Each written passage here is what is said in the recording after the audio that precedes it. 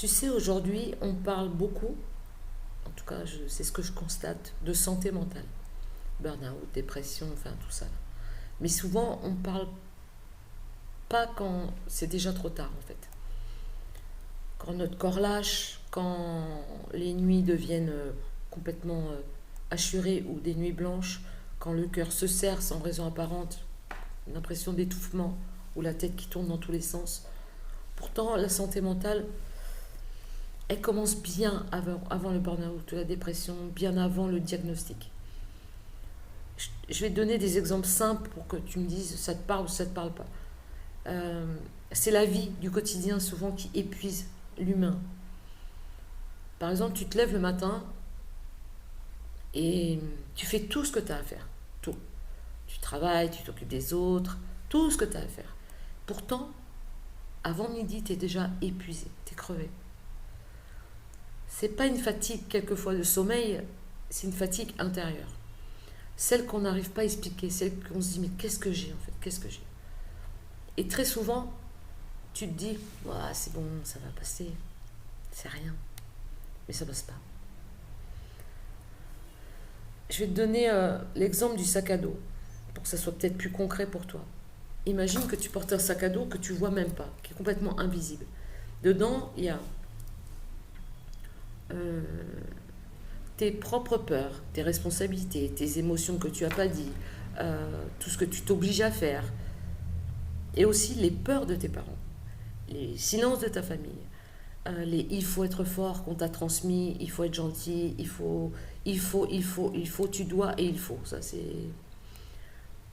Mais personne t'a appris à poser ce sac. En tout cas, au moins à le regarder. Et ce que ça va créer, c'est une banalisation de toutes tes émotions. Vraiment. Tu dis juste, oh, mais t'inquiète, je suis juste un peu stressée, mais c'est normal, tout le monde vit ça. Enfin, tu sais, la vie va vite aujourd'hui, on a plein de choses à faire, j'ai pas le temps de ça, j'ai pas le temps de ci et tout ça. Ton corps, lui, commence à serrer la mâchoire. Ta mâchoire peut se serrer. Tu peux même le sentir là. Si tu appuies juste là, ou tu bouges ta bouche, tu vas sentir si ça bloque ou pas. D'accord. Tu bloques ta respiration. T'as pas d'air. Essaye de respirer vraiment profondément. Juste tu t'arrêtes. Ou t'es contracté dans le ventre, ou t'as des douleurs dans le dos, dans les genoux, dans les chevilles, je sais pas, t'as des douleurs qui sont pas très explicables pour toi. Tu vois, cette santé mentale, elle commence souvent là où tu banalises ce qui te fait du mal ou ce qui t'empêche d'avancer. Parce que, comme une machine, tu vois, comme un espèce de truc automatique où tu t'arrêtes jamais. Et dans tout ce qui est transgénérationnel, dans la famille en fait, dans beaucoup de familles, et peu importe hein, de où on vient, de quel pays on vient, de quelle famille on vient, de quelle couleur on est, je vous parle pas de ça. Dans beaucoup de familles, on ne pleure pas chez nous. On parle pas trop, tu sais, on avance. Ah mais c'est de la pudeur. Ah mais tu sais, c'est comme ça, c'est comme ça. Peut-être ce que ta maman a retenu, ce que ton papa, parce que ton papa n'avait pas le choix, peut-être qu'il est parti trop tôt, ou ta maman est partie trop tôt, ou ta grand-mère, ou ton grand-père. Euh, Toi, sans t'en rendre compte, pas par faiblesse, par loyauté, tu restes dans ce schéma de bataille, tu vois, de guerrier ou de guerrière. Et quand le corps va commencer à parler à ta place, à la place de ton mental, certaines personnes vont développer des douleurs diffuses, des troubles du sommeil, des crises d'angoisse, une fatigue chronique, des problèmes pour s'alimenter ou des pulsions d'achat, des pulsions de nourriture, des pulsions en tout cas. Parce qu'aujourd'hui, on nourrit beaucoup tout ce qui est compulsif et rapide pour éviter qu'on s'assoie et qu'on prenne le temps. Alors, on ne prend pas le temps pendant 4 heures à méditer, à faire des haoum, mais vraiment de se positionner, de se poser dans un moment. Tout ce que je t'ai dit avant, les fatigues chroniques, les crises d'angoisse, le sommeil qui se réveille pas, enfin, tu te sens vraiment fatigué ou différent, en tout cas, il y a un truc qui te, tu sens qu'il y a un truc, en tout cas. Souvent, c'est pas parce qu'elles sont fragiles, tout ça. C'est pas parce que c'est fragile, ces personnes-là qui vivent ça. C'est parce qu'ils ont trop longtemps été solides. Tu vois, il y a une vraie différence. Parce qu'aujourd'hui, on met les enfants dans des TDAH, hyper multidimensionnels, hyper actifs, hyper je sais pas quoi. Mais plus personne prend le temps de s'asseoir et prendre le temps de s'écouter soi déjà. Dans tout ce qui est au niveau de ton cerveau, notre cerveau a appris très très tôt. Ton cerveau, il a appris très tôt, comme tout le monde, hein. Si je montre ce que je ressens vraiment, je vais perdre l'autre. Et du coup, je vais être vulnérable. Alors, le cerveau va commencer à mettre des stratégies en place. Il est très bien foutu, hein, ce cerveau humain. Minimiser, rationaliser, contrôler, banaliser, projeter que c'est l'autre et que c'est pas soi. Et le système nerveux, il n'oublie rien, mais il stocke.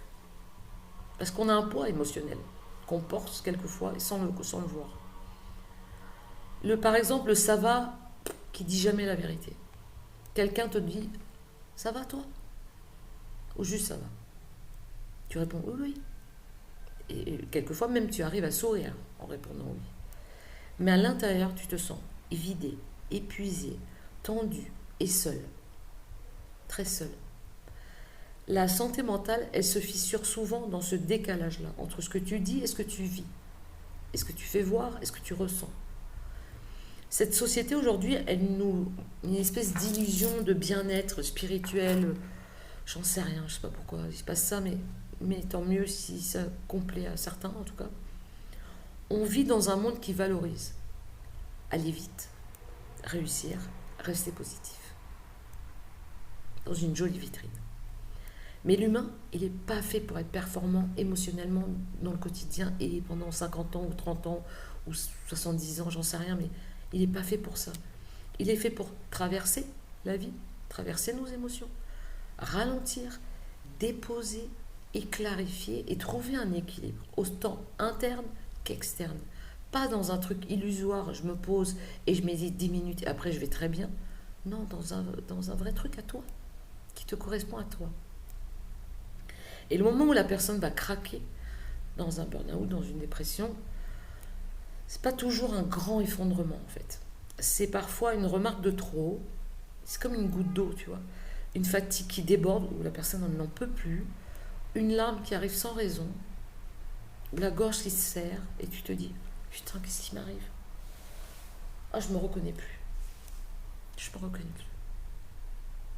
Et quelquefois, les personnes qui vont vivre ça, et j'ai parlé de ça avec une personne incroyable ce week-end, une femme vraiment incroyable.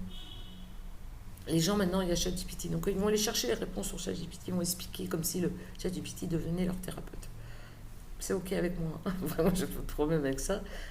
Mais la place que tu prends aujourd'hui pour toi, la place que tu as toujours eue depuis que tu es enfant, et que quand tu es devenu adulte, que tu as comblé quelquefois par des manques, par amour, pour l'argent, pour être aimé. Toi, tout ça, en fait, c'est ça qui va créer ces distorsions, en fait. Ce qui va te permettre de te voir déjà, ou de te soigner ta santé mentale, en tout cas de l'apaiser. C'est pas juste aller mieux. C'est pas juste positiver, dire je vais bien, tout va bien, je me sens bien dans mon bain, là, tout ce qu'on peut raconter.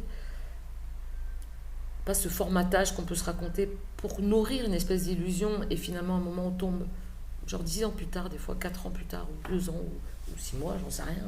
Je ne suis pas à la place de vous, ceux qui me regardaient en tout cas, ceux qui écoutaient. Qu'on me regarde, c'est pas très important. C'est souvent être entendu sans être corrigé et sans être jugé. Pouvoir dire je sais plus où j'en suis, de pouvoir avoir une larme qui coule sur le visage, sur ton visage, sans te sentir observé en disant oh la pauvre, oh le pauvre. Ne plus être seul dans ce qu'on porte. Ça c'est important. C'est ça en fait, vraiment, qui permet vraiment de déposer et de libérer, en tout cas, la voix du cœur, la voix du corps, la voix de la raison, la voix de la conscience. Parce qu'aujourd'hui, on parle beaucoup de confiance, mais si tu n'as pas conscience des choses, tu ne peux pas avoir confiance. Et confiance en qui? En toi, en l'autre, en je sais pas quoi, en fait. Et ça va nourrir que des cercles qui vont te laisser toujours dans les mêmes habitudes. Et les gens pensent souvent que Là, c'est un mental, il faut tout changer. Non, non, non, non. C'est comme un fil qui se casse à un moment et que ça tombe, en fait. Je l'ai vraiment vu dans des burn-out avec des gens que j'ai accompagnés, ou des gens qui sont au bord, en tout cas, qui sont pas loin d'y aller. C'est que le cerveau, il n'arrive plus à trier. Il n'arrive plus à se concentrer. Il n'arrive plus à choisir. Parce que le disque dur, il est plein. Regarde sur ton téléphone ou sur ton ordi, quand c'est plein, c'est le bazar, en fait. C'est le bordel, tout part dans tous les sens. C'est la même chose pour nous, en fait. Si cette vidéo te touche, vraiment, c'est peut-être pas parce que tu vas mal, vraiment. Pas parce que tu te sens seul, ou peut-être, j'en sais rien. Peut-être c'est parce qu'il y a quelque chose en toi qui demande un peu d'espace. T'as rien à réparer. Juste écouter autrement.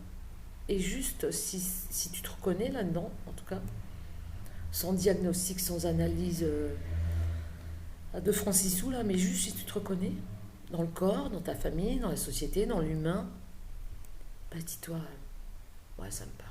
Alors, soit tu t'abonnes, soit tu partages, soit tu aimes. En fait, tu fais vraiment ce que tu veux, soit tu commandes, tu fais vraiment ce que tu veux, ou tu viens dans tes vies en gratuit. Voilà, tu auras juste à cliquer sur le lien et tu viens. Il n'y a rien à payer. Il y a juste à télécharger School.